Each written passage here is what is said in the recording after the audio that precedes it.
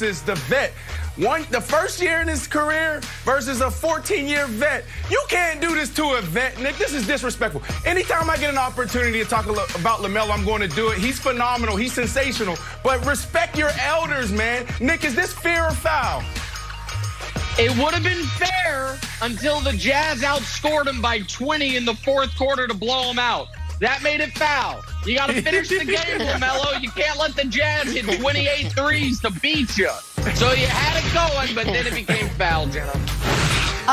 Guys, there are some people out there who you're just destined to be doing what they're doing today. Like, if a little kid is really into science, they always end up working for NASA. Like, little Mangini was in the little playground, always designing plays. He ended up being a head coach. But what's always fascinating to me is when someone grows into their profession and becomes the top of the brand, and you never saw it coming. Like, take DK Metcalf, for example.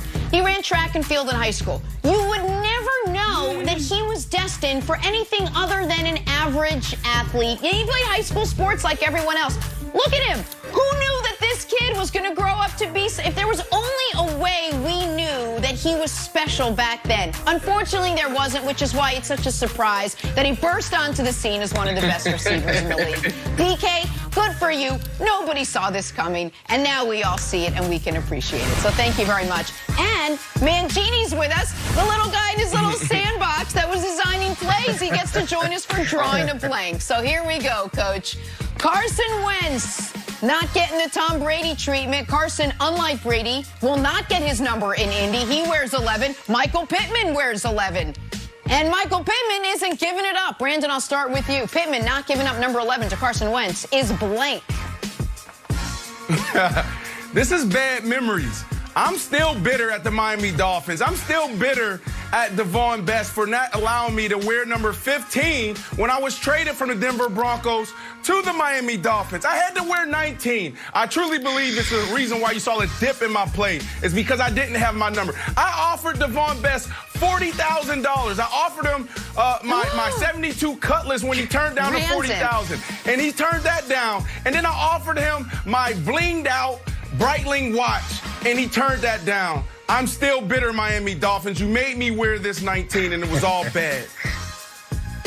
Yeah, Brandon, good thing Devon Best turned down that blinged-out Breitling watch because Brandon lost it to me betting on Josh Allen against the Bills, against the Chiefs. Appreciate you, Brandon. All right, and more importantly, this is positional justice.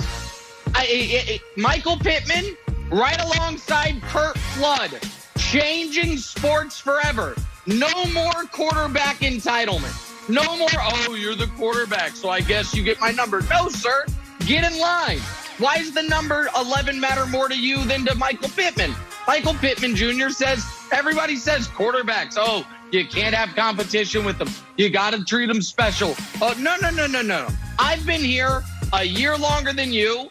I'm already a Colt. I'm number 11. Maybe I'll get it tatted on my arm. Maybe not. Either way, not giving it to you. I'm sick of these quarterbacks, everyone kowtowing to them. Now, Wentz should have done what Brady did and just gack it from his teammate, Chris Godwin. He took his number, and now Godwin's probably going to be on a new team next year. But Wentz didn't do that. Positional justice, Coach. I'm all for it. All for it. Yeah, first of all, Jenna, that was so cool you found that picture of DK Metcalf and Nick in high school. I thought that looked great.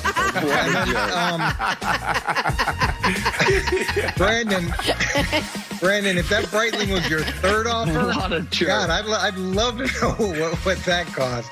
That's your third offer. But this to me is skepticism at its best. If you're a guy who's a receiver, you didn't wear this number in college, and you won't give up the number to the new quarterback who's coming in, then you're viewing this with a lot of skepticism in terms of whether or not he's going to be the guy and he's going to be there a long time.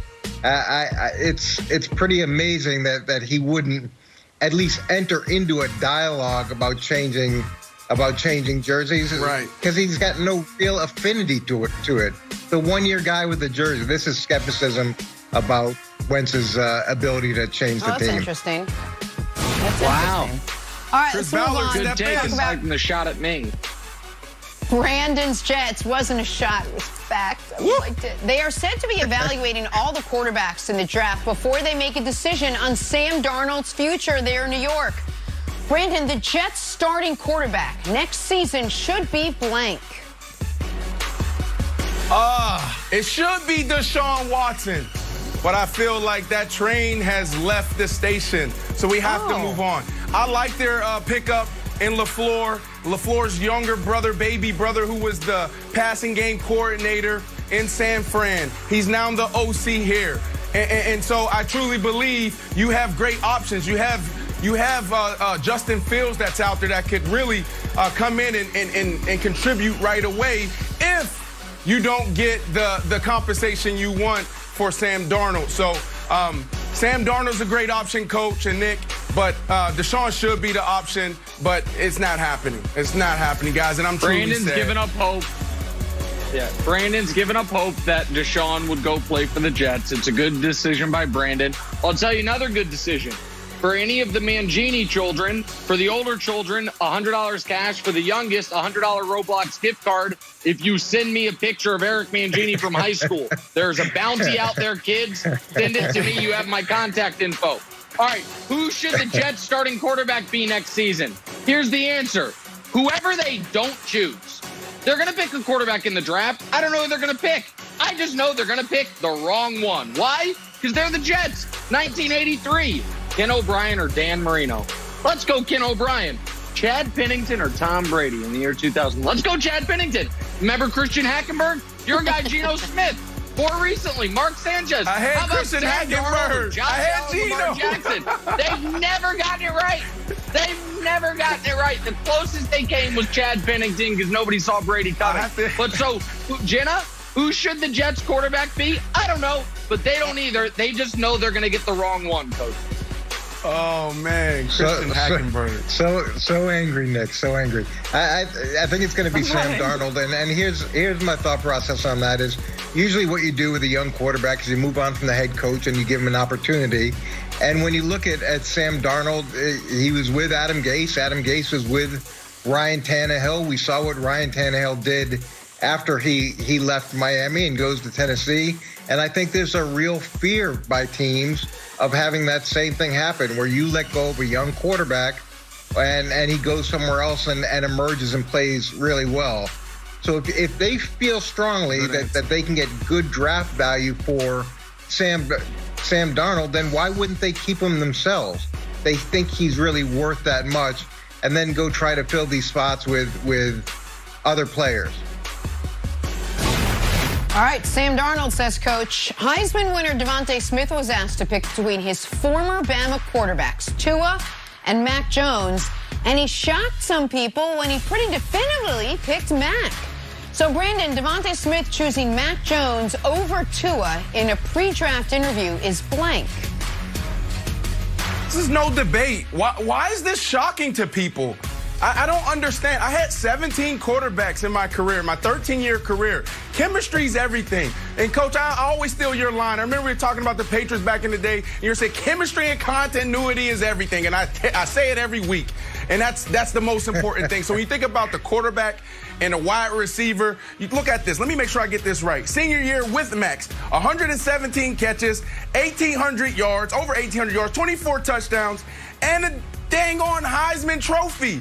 And with Tua, 68 catches, 1,200 yards, and 14 touchdowns. This is no debate, Nick. Please. Yeah, I think he's just being a good teammate here. And listen, Tua's already been drafted. Mac Jones is going to be drafted. I think he's trying to help him out in the draft. Say, oh, yeah, that's the guy. And Mac Jones, take him number 2 overall, Jets. Now, for Mac's sake, I hope they don't do that. But I think he's just being a good teammate here, Coach. I think he's trying to support his fellow potential draftee since Tua's already solidified with the Dolphins. Yeah, Brandon, if you use that phrase more than 10 times, you've got to send a Breitling watch. It's part of the contract you signed. I don't know if anyone told you that. But I don't say this very often on the show, but I 100% agree with Nick. I think this is a function of being supportive. Tua's already got his contract. Tua's already got his situation. And these are two guys that are trying to get drafted high. They're trying to get paid. They just had a great experience together, and of course you should support each other, and of course you should push each other's stock up as much as you possibly can. I think it's smart. I think it's the right thing to do, and I think Tua probably completely understands it, if it's portrayed some other way. All right, speaking of guys who needs their stock inflated just a little bit, let's talk some Cam Newton. He sat down with Bradon and the crew on the I Am Athlete podcast, had some interesting things to say about New England, including this. He said, quote, "I think Bill Belichick is the most misunderstood person in all of sports." So, Bradon, Cam's comments on your podcast were blank. Spot on. There's a few things about players, especially smart players, guys who get it.